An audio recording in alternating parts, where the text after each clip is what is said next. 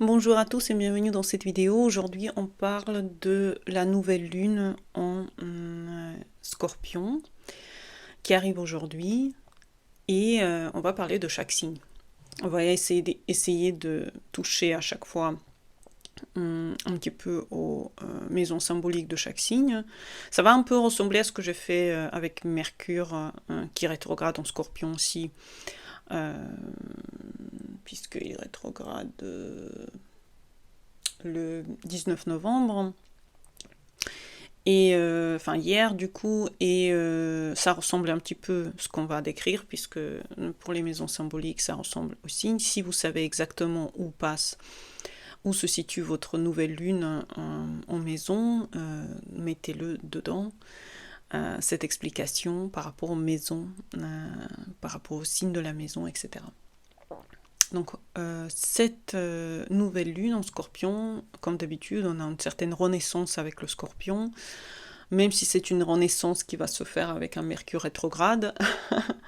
Mais ça veut dire que c'est encore plus fort, hein, c'est encore plus puissant, c'est encore plus personnel, c'est encore plus quelque chose qu'il faut retravailler, puisqu'on a des émotions cachées qu'il faut revivre, il y a des choses qu'on doit refaire, une certaine énergie qu'on doit revoir. Donc une purification émotionnelle, c'est possible de le vivre, des débuts de cycle aussi, pour l'argent par exemple, pour la confiance que vous donnez aux gens et cette transformation intérieure, hein, c'est important de savoir qu'est-ce que vous devez encore terminer, qu'est-ce que vous devez encore, sur quoi vous devez encore mettre un point, qu'est-ce que vous devez, quelles choses vous n'avez pas encore terminé, des choses que vous avez commencé dans les cycles d'avant. C'est important de le regarder ici à partir de cette nouvelle lune. Faites d'ailleurs des vœux, c'est important d'écrire des vœux de nouvelle lune, hein, donc mettez par écrit des vœux que vous voulez, qui arrivent pour vous. Très très important, c'est très intéressant, ça marche vraiment vraiment bien.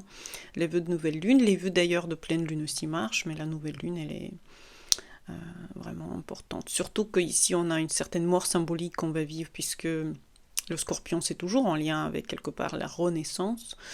Donc on a besoin d'honnêteté avec les autres gens, on a besoin de redéfinir notre territoire, sortir d'un schéma toxique s'il existe, faire des guérisons, surtout des guérisons en lien avec le Scorpion. Ça peut être des guérisons de jalousie, ça peut être aussi des guérisons de dépendance émotionnelle.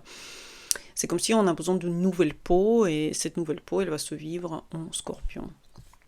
Donc pour le bélier, ça va être vraiment Scorpion, puisqu'on a ici la maison 8 symbolique, et on vient vivre une transformation profonde liée à la dynamique de l'argent, de l'intimité, l'argent partagé, l'argent reçu, des dons, des héritages, des tabous aussi, enfin des choses qu'on doit régler, certaines choses qu'on doit dire, certaines vérités qu'on doit partager, poser des limites, être en contact avec des nouvelles connaissances, ça peut être très intéressant. Ça peut être le début de votre travail thérapeutique, ça peut être le début d'une nouvelle relation fusionnelle, ça peut être des nouveaux débuts que vous ouvrez face au Scorpion. Comme il y a Mercure rétrograde en même temps, c'est vrai qu'on peut revenir aux choses que vous avez vécues au mois d'octobre, novembre. Pour le taureau, c'est la maison 7 et c'est de nouveau départ dans les relations, peut-être des contrats, bon, attention à ne pas signer des contrats que re-signer, oui, mais signer les nouvelles choses, vaut mieux attendre le mois de décembre. Des décisions sur des relations importantes, c'est bien de les faire, des actions, poser des intentions claires à deux, de toute façon ça a été déjà dit en Mercure rétro, mais poser des intentions claires, clarifier certains engagements que vous avez eus, la relation soit elle va renaître, soit elle va avoir une fin importante, une nouvelle connexion va arriver, donc ne soyez pas dans un certain dramatisme par rapport s'il arrive vraiment une fin à une relation, c'est normal. Des nouveaux débuts sont toujours meilleurs qu'une relation qui ne marchait pas. Pour le Gémeaux, c'est la maison 6, donc de nouveaux départs dans le travail que vous faites. Ça peut être le travail que vous commencez ou recommencez, la routine, le corps. Donc si vous avez voulu recommencer quelque chose en lien avec un sport quotidien ou autre, c'est vraiment le moment. L'alimentation aussi, le rythme, les habitudes, re-regardez comment vous vivez et commencez une routine de santé.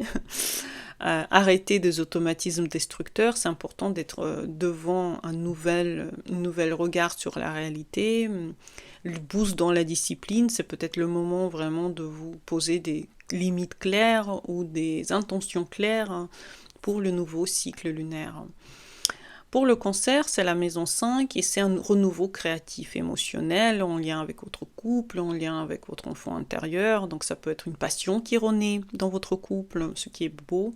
Une histoire qui se transforme avec l'autre ou qui commence.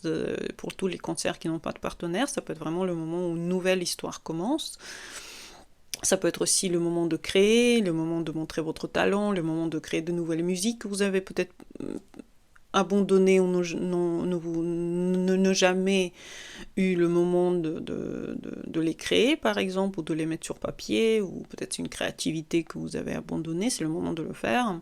Ça peut être des cancers qui voient qu'ils peuvent être enceintes ou qui commencent une grossesse par exemple, ou qui sont en contact avec un nouveau bébé, ou qui font des nouveaux projets artistiques, ou des amours intenses aussi peuvent voir le jour.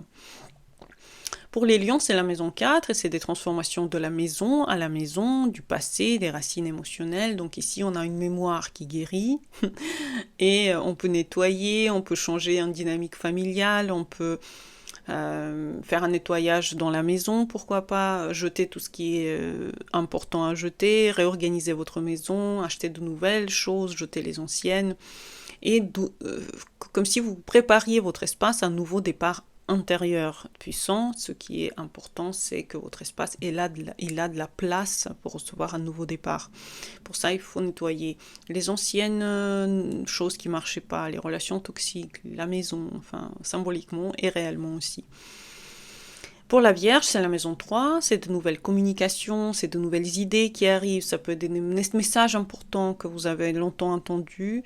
C'est des renouveaux dans l'écriture, peut-être que vous écrivez un livre et vous avez des nouvelles idées qui arrivent, ou vous avez plus de temps pour le faire, des nouveaux déplacements. Dites la vérité, signez, commencez les choses que vous avez déjà commencées auparavant puisque Mercure est rétro. Recommencez des projets que vous n'avez pas terminés, et réconciliez-vous avec les gens autour de vous, puisque on est en ce moment dans cette énergie de purification, et ça peut être une purification dans vos attentes avec les autres, avec le lien que vous avez avec les gens autour de vous. La balance, c'est la maison 2, donc aussi on reconstruit des finances, on reconstruit une certaine estime de vous-même, donc c'est une nouvelle source d'argent qui arrive, peut-être des nouveaux rapports à votre corps, et vous pouvez effectivement demander des augmentations, vous stabiliser dans une certaine forme de vie aussi avec les autres. Et c'est une certaine récupération de votre pouvoir matériel aussi. Peut-être que certaines sommes vont arriver que vous avez attendues, et c'est le moment de vous sentir plus stable, plus à l'aise avec vos finances. Le Scorpion, c'est la maison 1, c'est un renouveau total, donc l'identité, le style, l'énergie vitale, vous allez vous sentir plus énergétique, plus d'énergie, comme la nouvelle lune est puissante, et c'est dans votre signe, dans votre maison 1, symbolique. Ici, on peut lancer des projets, si vous avez commencé avant la rétro. Changer de look, repositionnez-vous aussi en tant que leader, et attendez-vous à une sens nouvelle de vous-même, une nouvelle vérité qui vient à vous et qui vous donne un nouveau départ, ou le départ que vous avez longtemps attendu. Pour le Sagittaire, c'est la maison 12, donc le nettoyage karmique est là, avec des solitudes volontaires ou pas, des guérisons psychiques, donc c'est le moment de vous séparer d'un poids qui vous a longtemps empoisonné la vie. Ça peut être les méditations, ça peut être le travail avec un psychologue, le fait de fermer des chapitres de votre vie, de vous reposer aussi, d'écouter votre inconscient. Peut-être c'est le moment de dormir davantage, d'être en contact avec votre inconscient, de faire des choses que vous avez longtemps abandonnées aussi. Ça peut être une grande intuition et des rêves lucides qui sont là, des rêves importants. Donc notez vos rêves. Dites-vous, voilà, ce mois-ci, je note mes rêves pour savoir qu'est-ce qu'ils me disent. Regardez ma vidéo sur les livres que je conseille en psychologie. Dedans, il y a un livre justement sur les rêves que je conseille. Pour le Capricorne, c'est la maison 11 et c'est la maison de la dynamique sociale. Donc on a le lien avec les projets à long terme, les réseaux que vous faites avec les autres, la collectivité. Ça peut être le renouveau dans les alliances que vous faites, dans des parties que vous faites, dans les rêves que vous avez à long terme sur lesquels vous travaillez. Ça peut être des projets collectifs qui redéfinissent une certaine façon d'être. Ça peut être aussi votre cercle amical. Ça peut être une visualisation de l'avenir et des rencontres qui vous transforment. Donc attendez-vous à rencontrer des gens qui vous aident à aller vers vos buts de vie pendant cette période. Pour le Verseau, c'est la maison 10 et c'est le renouveau dans la carrière, dans l'image publique, dans la vocation. Ça peut être aussi un changement professionnel intense que vous vivez en ce moment et que vous avez besoin d'aide, mais vous savez que ça va durer un petit peu tout le moment que Mercure sera rétro, aussi dans votre maison 10 symbolique, et c'est vrai que ça peut être le moment de promotion, le moment de nouvelles directions, nouvelles stratégies, nouvelles décisions, nouvelles missions de vie aussi. Donc écoutez l'univers vous parle, donc peut-être c'est le moment de prendre des bains. Et pour le Poisson, c'est la maison 12. Qu'est-ce que je raconte? Pour le Poisson, c'est la maison 9 et c'est la voie spirituelle. Ça peut être aussi un moment où vous allez dans des voyages. Ça peut être des voyages où vous n'êtes jamais allé, par exemple. Des expansions, des transformations philosophiques de votre vie. Peut-être que vous avez des plans à l'intérieur qui commencent à avoir le moment de rentrer dans des plans en lien avec des voyages, en lien avec des choses que vous n'avez jamais fait. Par exemple, vous n'avez jamais pris le train ou vous n'avez jamais pris l'avion.